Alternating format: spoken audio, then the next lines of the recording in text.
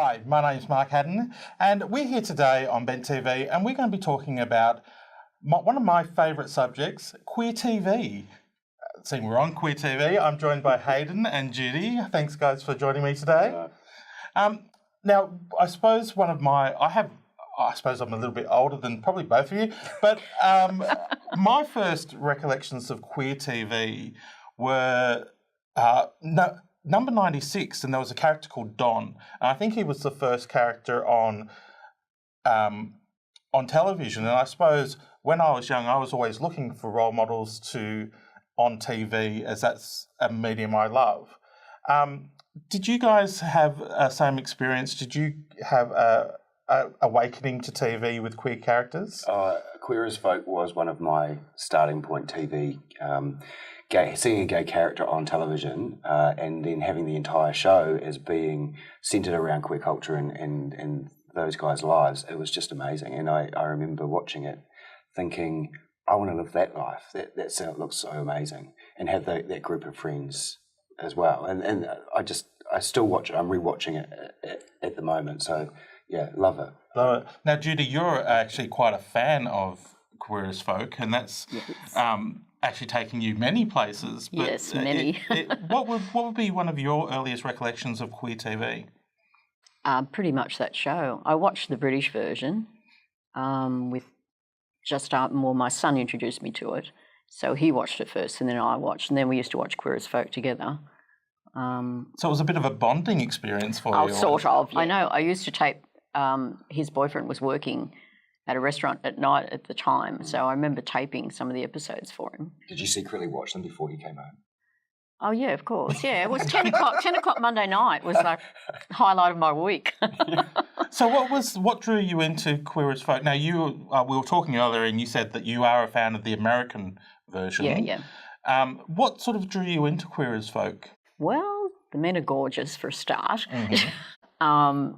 It's the stories, I think. I think this is what a lot of people have said. Actually, Peter Page from the show said they came for the queer and stayed for the folk, because that's, essentially, everyone's the same, and that's what the story is about.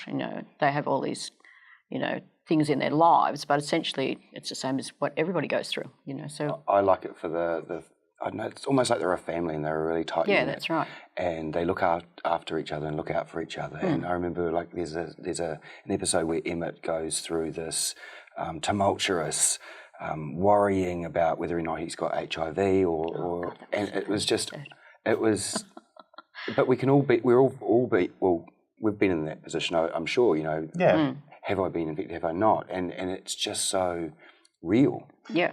And that's the part of I think the show's appeal was that it reflected our lives, and it was something that we hadn't seen on television before. I mean, I remember the character Teddy going through the crystal addiction, and I had friends who were going through that. Yeah, so that really, related to what I was actually going through in real life. Yeah. So I think that's one of the appeals. Obviously, there are other great gay series in the past. I mean, Will and Grace, of course, is probably one of them. Are you a fan of Will and Grace at all? Well, I am, but I don't think the way they portrayed the gay characters in it was, it was always so funny. Like there's a bit of a comic character more than anything. More than realistic, you know what I mean? But everyone loves Karen. I love Karen. Yeah. But I think she's like almost a gay icon. I don't know how many lines I can quote of hers. But I still I still book under restaurants as Anastasia Beaverhausen.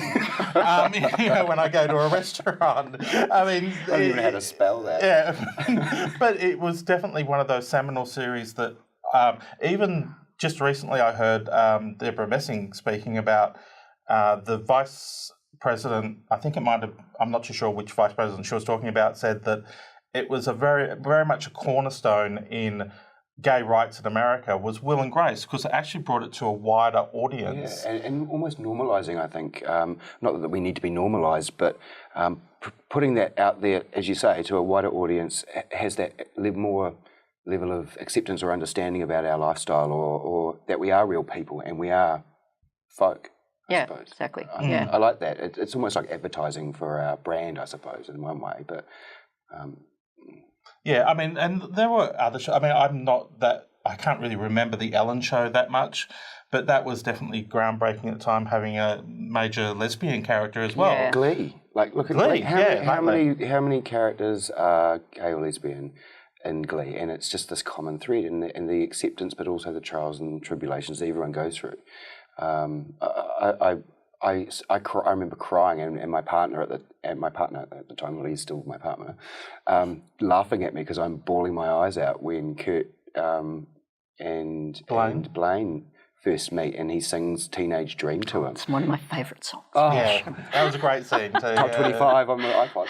But yeah, it's just amazing. I feel very privileged that we've got people and companies and production companies that make shows like this that we can. I know be part of it. It's part of our lives, and it reflects our life and helps us identify with the things that are going on with us at the moment. Mm. Judy, do you think it's almost necessary for a mainstream American show these days to include a gay character? I mean, we've had shows like How to Get Away with Murder, which is very popular at the moment, which has a very dominant gay character in it who has a lot of sex and Really? yeah, There's another one. Put it on your list. yeah, put this one on your list.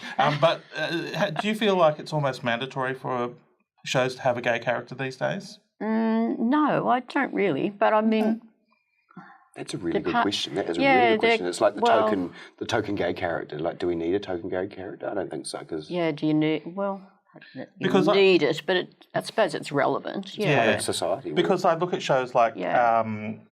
Happy Endings.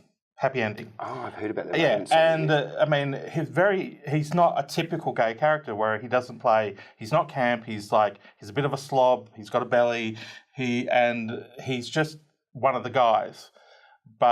And more and more I find like there are gay characters coming up in almost every show I'm watching, which is very, very different dynamic. Do you think that's maybe it's ratings? Who knows? But I like that.